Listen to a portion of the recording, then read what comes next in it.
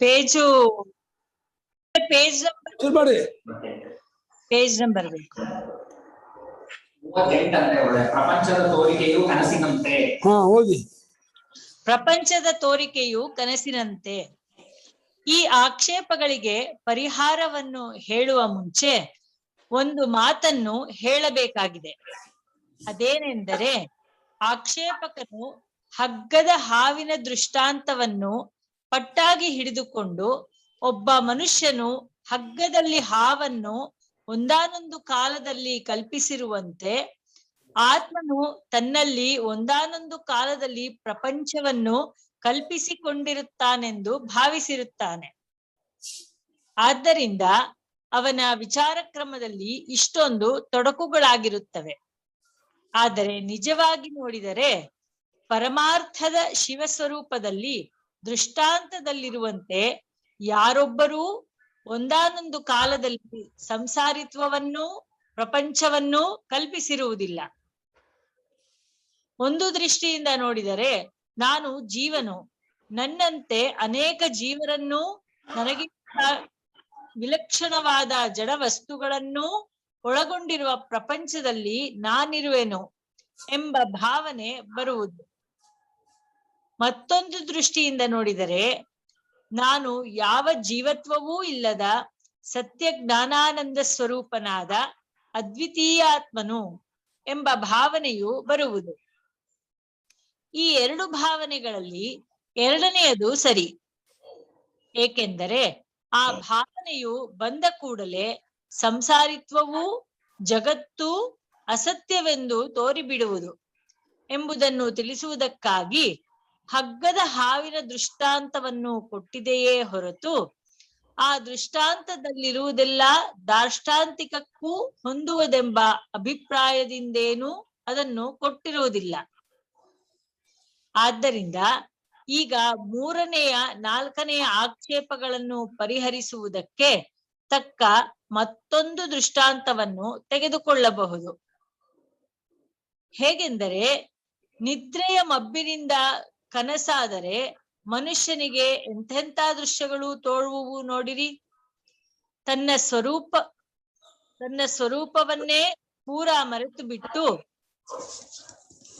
ಮತ್ತೊಂದು ರೂಪದವನಾಗಿರುವಂತೆ ಕಾಣುವನು. ತಾನು ಒಬ್ಬನೇ ಇದ್ದರೂ ತನ್ನ ಮುಂದೆ ಎಷ್ಟೋ ಜನರು, ಪ್ರಾಣಿಗಳು, ಮರಗಿಡಗಳು, ಕಲ್ಲು ಮಣ್ಣು ಮುಂತಾದ ಜಡವಸ್ತುಗಳು ಸೇರಿರುವ ಜಗತ್ತಿರುವಂತೆಯೂ ಆ ಜಗತ್ತಿನಲ್ಲಿ ತಾನೊಬ್ಬನೆಂತಲೂ ಕಂಡುಕೊಳ್ಳುವನು. ಆದರೂ ಏನು ಗುರುಗಳೇ ಅದು? ನಾನು ಒಬ್ಬನೆಂತಲೂ ಕಂಡುಕೊಳ್ಳುವನು. ನಾನು ಒಬ್ಬನೇ ಇರೋದು ಕನಸದಂತೂ ಅಂತಾನೆ. ಈ ಎಚ್ಚರದ ಬಂದಾಗ ನಾನು ಒಬ್ಬನೇ ಎಲ್ಲರನ್ನೂ ನೋಡಿದೆ ಅಂತೂ ಅಂತಾನೆ. ಅನೇಕ ಅಲ್ಲಿ ಇದೆ ಫುಲ್ ಸ್ಟಾಪ್ ಹಾಕ್ಬೇಕಾ? ಹಾಗೆ ತಾನು ಒಬ್ಬನೆಂತಲೂ ಕಂಡುಕೊಳ್ತಾನೆ. ಜಗತ್ತಿನ ಅನೇಕವನ್ನು ಕಾಣ್ತಾನೆ.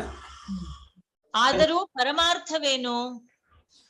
ಆ ಕನಸಿನ ಜಗತ್ತು, ಅಲ್ಲಿ ತೋರುವ ತನ್ನ ರೂಪವು ತೀರಾ ಅಸತ್ಯವಾಗಿರುತ್ತವೆ. ತಾನು ಎಚ್ಚೆತ್ತ ಮಾತ್ರದಿಂದ ಮಾಯವಾಗುವುದರಿಂದ ಆ ದೃಶ್ಯವೆಲ್ಲವೂ ತನ್ನ ಅಧೀನದಲ್ಲಿರುವ ಇರವುಳ್ಳದಾಗಿರುತ್ತದೆ. ಈ ದೃಷ್ಟಾಂತದಲ್ಲಿ ಕನಸನ್ನು ನಾವು ಯಾರೂ ಬೇಕಂತ ಕಲ್ಪಿಸಿಕೊಂಡಿರುವುದಿಲ್ಲ, ಅದೇ ತೋರುತ್ತದೆ. ಆದರೆ ಅದು ನಿಜವಲ್ಲ. ಇದರಂತೆಯೇ ಆಕ್ಷೇಪಕನು ಕೇಳುವ ಸ್ವರೂಪದ ಜೀವತ್ವವು ಜಗತ್ತು ಸತ್ಯಜ್ಞಾನಾನಂದ ರೂಪವಾದ ನಮ್ಮ ಆತ್ಮಸ್ವರೂಪದಲ್ಲಿ ಕಲ್ಪಿತವಾಗಿರುತ್ತವೆ ಎಂದು ಹೇಳುವುದಕ್ಕೆ ಯಾವ ಅಡ್ಡಿಯೂ ಇರುವುದಿಲ್ಲ. ಸತ್ಯಜ್ಞಾನಾನಂದ ರೂಪೇ ವಿಮೋಹ ನಿದ್ರಾಮೋಹ ಸ್ವಪ್ರಮತ್ತನ್ನ ಸತ್ಯಂ ಶುದ್ಧ ಪೂರ್ಣ ಸತ್ಯೇಕ ಶಿವೋಹಂ. ಪ್ರಪಂಚವು ಸತ್ಯವಲ್ಲ. ಆಕ್ಷೇಪ: ಹಗ್ಗದಲ್ಲಿ ಹಾವನ್ನು ಹುಟ್ಟುಗಟ್ಟುವುದುಂಟು, ಕನಸಿನಲ್ಲಿ ಇಲ್ಲದ ಪ್ರಪಂಚವನ್ನು ಕಾಣುವುದುಂಟು ಎಂದ ಮಾತ್ರಕ್ಕೆ ಈಗಿರುವ ಪ್ರಪಂಚವೂ ಇದರಲ್ಲಿರುವ ಸಂಸಾರವೂ ಕಲ್ಪಿತವಾದದ್ದೆಂದು ಹೇಳಬಹುದೇ? ಪ್ರಪಂಚವು ಬರಿಯ ತೋರಿಕೆ ಎಂಬುದು ಒಂದೆರಡು ದೃಷ್ಟಾಂತಗಳನ್ನು ಕೊಟ್ಟ ಮಾತ್ರದಿಂದ ಸಿದ್ಧವಾಗುವುದಲ್ಲ. ಕತ್ತೆ ನೋಡು, ಕತ್ತೆಯನ್ನು ನೋಡು ಎಷ್ಟು ಕರ್ಕಶವಾಗಿ ಅರ್ಚುತ್ತದೆ, ಅವನು ಅದರಂತೆಯೇ ಎಂದ ಮಾತ್ರದಿಂದ ಸಂಗೀತಗಾರನ ಸ್ವರವು ಗಾರ್ಧಬ ಸ್ವರವೆಂದು ಯಾಕೆ ಇಂಟರ್ನೆಟ್ ಅಮ್ಮ ಬೇಕಾಗ್ತಿದೆ ಓದೋದು. ಹೌದಾ ಗುರುಗಳೇ? ಕೇಳಿಸ್ತಾನೆ ಇಲ್ಲ, ಕಟ್ ಕಟ್ ಆಗ್ತಾ ಇದೆ. ಸರಿ, ನೆಟ್ವರ್ಕ್ ಸರಿ ಇಲ್ವೇನೋ ಗುರುಗಳೇ? ಸುರೇಖಮ್ಮ ಓದಿಮ್ಮ. ಸಂಗೀತ ಸ್ವರವು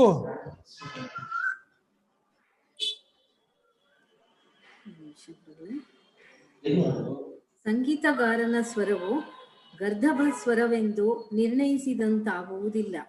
ಆಹಾ, ಏನು ಕೋಕಿಲ ಸ್ವರ ಎಂದು ಉತ್ತಮವಾದ ಹೋಲಿಕೆಯನ್ನು ಕೊಟ್ಟ ಮಾತ್ರದಿಂದ ಗಂಟಲು ಕಟ್ಟಿಕೊಂಡು ವಿಕಸ್ವರನಾಗಿ ಮಾತನಾಡುತ್ತಿರುವ ಹೆಂಗಸಿಗೆ ಮೃದು ಮಧುರವಾದ ಸುಸ್ವರವಿರುವುದೆಂದು ನಿರ್ಣಯಿಸಿದಂತಾಗುವುದೂ ಇಲ್ಲ.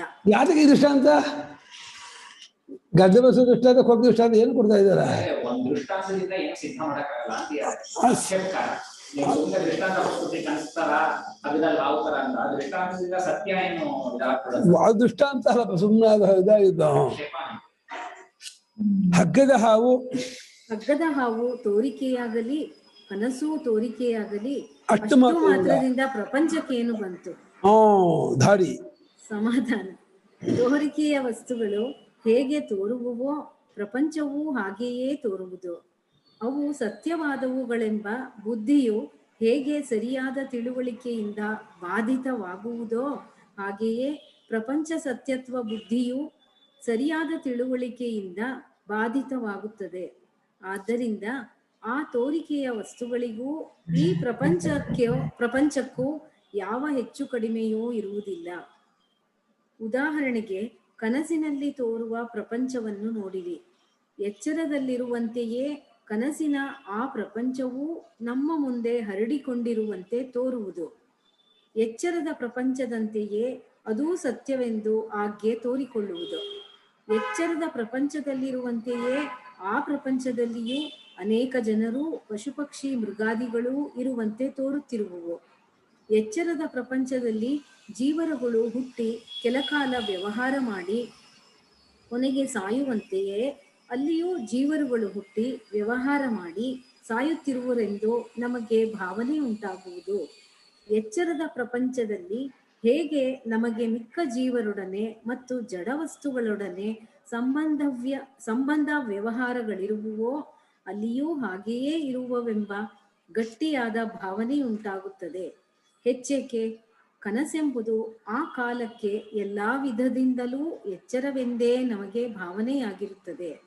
ಹೀಗೆ ನಾವು ಎಚ್ಚರವೆಂದು ಕರೆಯುತ್ತಿರುವ ಅವಸ್ಥೆಯು ಕನಸಲ್ಲವೆಂದು ತೋರಿಸುವುದಕ್ಕೆ ಇದರಲ್ಲಿ ಯಾವ ಹೆಚ್ಚಿನ ಹೆಗ್ಗುರುತೂ ಇಲ್ಲದಿರುವಾಗ ಇದರಲ್ಲಿರುವ ಪ್ರಪಂಚವು ಸತ್ಯವೆನ್ನುವುದಕ್ಕೆ ಯಾವ ಪ್ರಮಾಣವೂ ಇರುವುದಿಲ್ಲ. ಅಂದ್ರೆ ಕನಸಿನಂತೆ ಎಚ್ಚರನು ಅಂತಾನು ಹೇಳ್ತಾರೆ. ಹಂಗಲ್ಲಮ್ಮ, ಈಗ ಈ ಎಚ್ಚರ ನಮ್ಗೆ ತೋರ್ತಾ ಇದೆಯಲ್ಲಮ್ಮ, ನಾವು ಎಚ್ಚರ ಅಂತ ಕರಿತಾ ಇದೀವಲ್ಲ ಈ ಅವಸ್ಥೆ, ಇದನ್ನು ಕನಸಲ್ಲ ಅಂತ ಅನ್ನಕ್ಕೆ ನಿಮ್ಗೆ ಏನು ಎವಿಡೆನ್ಸ್ ಇಲ್ಲ. ಯಾಕೆ ಕನಸಲ್ಲ ಅಂತ ಕೇಳಿದ್ರೆ, ತತ್ಕಾಲದಲ್ಲೂ ಕನಸಿನಲ್ಲೂ ಯಾರಾದ್ರೂ ಬಂದು ಕನಸು ಅಂತಂದ್ರೆ ಒಪ್ಕೊಳ್ತಿದ್ವೋ? ಒಪ್ಕೊಳ್ಳ. ಹಾಗೆ ಇಲ್ಲಿ ಕನಸು ಒಪ್ಕೊಳ್ತಿಲ್ವೇ ಹೊರತು ಹಠ.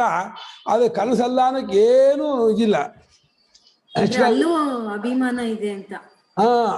ಅಭಿಮಾನ. ಆಯಾ ಕಾಲಕ್ಕೆ ಎರಡು ಎಚ್ಚರ, ಒಂದಿದ್ದಾಗ ಇನ್ನೊಂದಿಲ್ಲ, ಎರಡು ಬಿಟ್ಟು ಹೋಗ್ತಾ ಇದೆ. ಬಿಟ್ಟು ಹೋಗೋ ದೃಷ್ಟಿಯಿಂದ ಕನಸು ಅಂದ್ರೆ ಎರಡೂ ಕನಸು.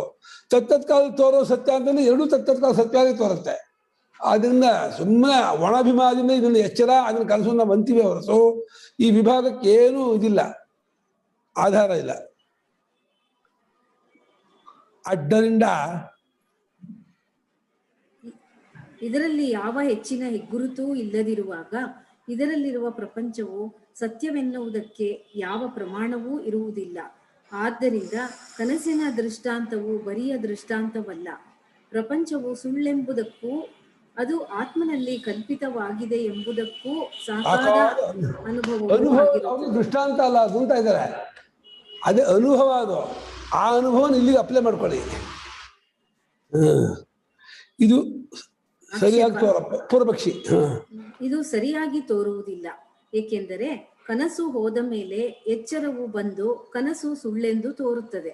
ಆದರೆ ಎಚ್ಚರವು ಹೋದ ಮೇಲೆ ನಿಜವಾದ ಯಾವ ಅವಸ್ಥೆ ಬಂದು ಇದು ಸುಳ್ಳಾಗುವುದು? ಎಚ್ಚರದಲ್ಲಿದ್ದುಕೊಂಡೇ ಎಚ್ಚರವನ್ನು ಅದರ ಪ್ರಪಂಚವನ್ನು ಸುಳ್ಳೆನ್ನುವುದಕ್ಕಾದೀತೆ? ಆಗಲ್ಲ. ಕನಸು ಸಹಜವಾಗಿ ಸುಳ್ಳಾಗ್ಬೋದು. ಎಚ್ಚರಿಸಲ್ಲ. ಅದು ಎಚ್ಚರ ಕನಸಿಗೆ ಹೋಗಿ ಸುಳ್ಳಾಗೋದೇ ಇಲ್ಲ, ಸುಳ್ಳು ಅನ್ಸೋದೇ ಇಲ್ಲ. ಇವಾಗ ಸಮಾಧಾನ. ಕನಸಿನಿಂದ ಎಚ್ಚರಕ್ಕೆ ಬಂದ ಮೇಲೆ ಕನಸು ಸುಳ್ಳೆಂದು ತಿಳುವಳಿಕೆಯಾಗುವುದೆಂಬುದು ಮುಖ್ಯವಾದದ್ದಲ್ಲ.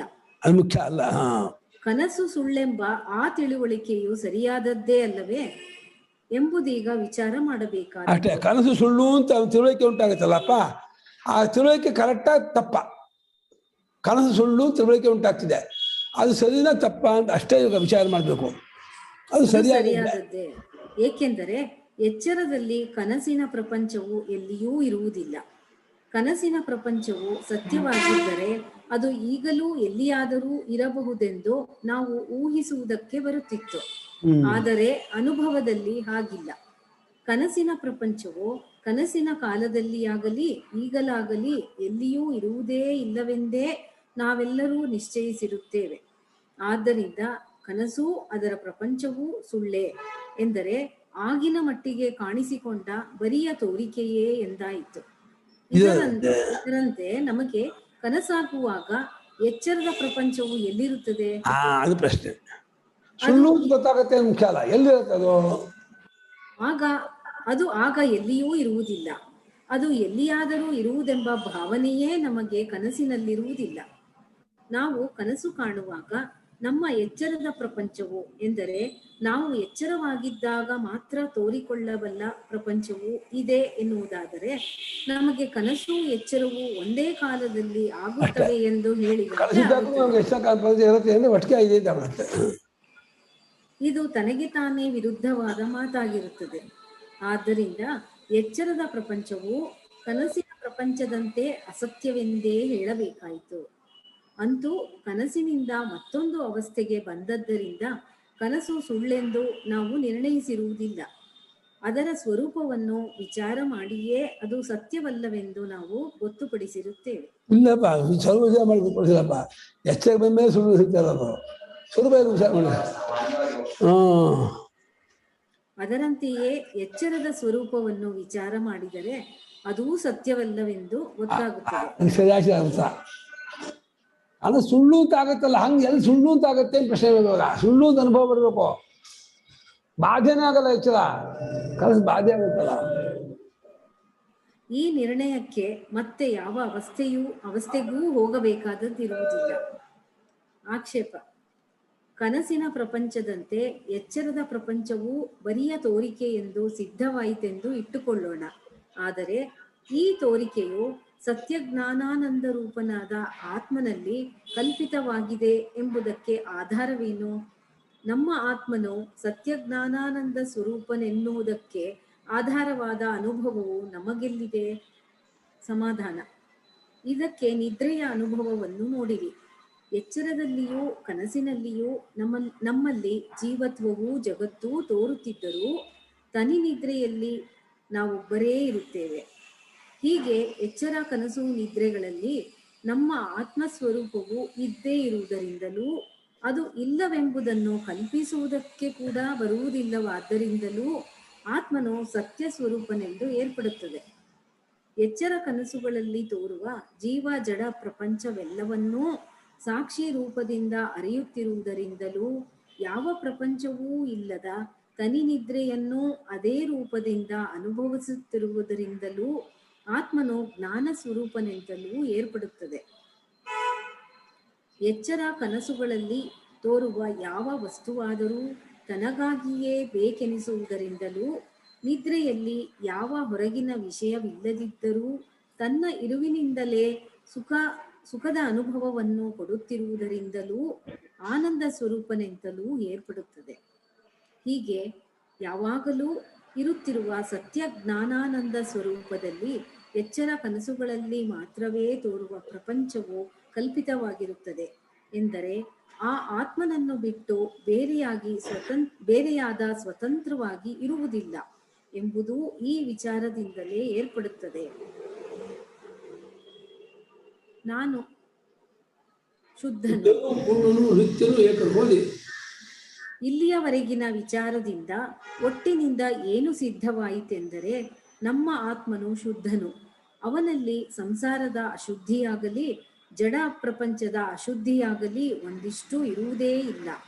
ಅವನು ಎಚ್ಚರ, ಕನಸು, ನಿದ್ರೆಗಳೆಂಬ ಅವಸ್ಥೆಗಳಿಗೆ ಕಟ್ಟು ಬಿದ್ದಿರುವನೆಂದಾಗಲಿ ಅವುಗಳ ಸಂಬಂಧವು ಅವನಿಗೆ ಅಂಟಿಕೊಂಡಿರುವುದೆಂದಾಗಲಿ ಹೇಳುವುದಕ್ಕೆ ಯಾವ ಆಧಾರವೂ ಇರುವುದಿಲ್ಲ. ಏಕೆಂದರೆ ಅವಸ್ಥೆಗಳು ಬಂದು ಹೋಗುತ್ತಿದ್ದರೂ ಈ ಆತ್ಮನು ತಾನು ಇದ್ದಂತೆಯೇ ಇರುವನು. ಅವನು ಪೂರ್ಣನು.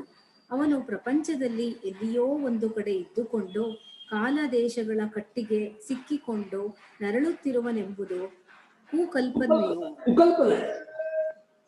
ನಿಜವಾಗಿ ಈ ಆತ್ಮನು ಇಲ್ಲದ ಸ್ಥಳವೇ ಇಲ್ಲ. ಸ್ಥಳವೆಂಬುದು ಈ ಆತ್ಮನಲ್ಲಿ ಕಲ್ಪಿತವಾಗಿ ತೋರುತ್ತಿರುವುದರಿಂದ ಅವನಿಗೆ ಸ್ಥಳದ ಕಲ್ಪನೆಯೂ ಒಂದಿಷ್ಟೂ ಒಪ್ಪುವುದಿಲ್ಲ. ಇದರಂತೆ ಕಾಲದ ಅಳತೆಯೂ ಅವನಿಗೆ ಇರುವುದಿಲ್ಲ. ಏಕೆಂದರೆ ಕಾಲವೂ ಈ ಆತ್ಮನಲ್ಲಿ ಕಲ್ಪಿತವಾಗಿರುತ್ತದೆ. ಯಾವುದು ದೇಶ ಕಾಲದಿಂದ ಕಟ್ಟು ಬಿದ್ದಿರುವುದೋ ಅದು ಅವಯವಗಳ ನಾಶದಿಂದಲೋ ಅಗಲುವಿಕೆಯಿಂದಲೋ ಒಂದಾನೊಂದು ಕಾಲದಲ್ಲಿ ಸ್ವರೂಪ ನಾಶವನ್ನು ಹೊಂದುವುದು. ಆತ್ಮನು ಹಾಗೆ ದೇಶ ಕಾಲಗಳ ಅಳತೆಗೆ ಸಿಕ್ಕುವವನಲ್ಲವಾದ್ದರಿಂದ ಅವನು ನಿತ್ಯನಾಗಿರುತ್ತಾನೆ. ಈ ಎಲ್ಲಾ ಕಾರಣಗಳಿಂದ ಅವನು ಏಕನು, ಎಂದರೆ ತನಗೆ ಎರಡನೆಯದೆನಿಸಬಹುದಾದ ಜೀವನಾಗಲಿ ಜಡವಾಗಲಿ ಇಲ್ಲದವನು. ಜೀವ ಜಡಗಳು ತೋರುವ ಕಾಲದಲ್ಲಿಯೂ ಬರಿಯ ತೋರಿಕೆಯೇ ಆಗಿರುವವೆಂಬುದನ್ನು ಆಗಲೇ ತೋರಿಸಿದ್ದಾಗಿದೆ.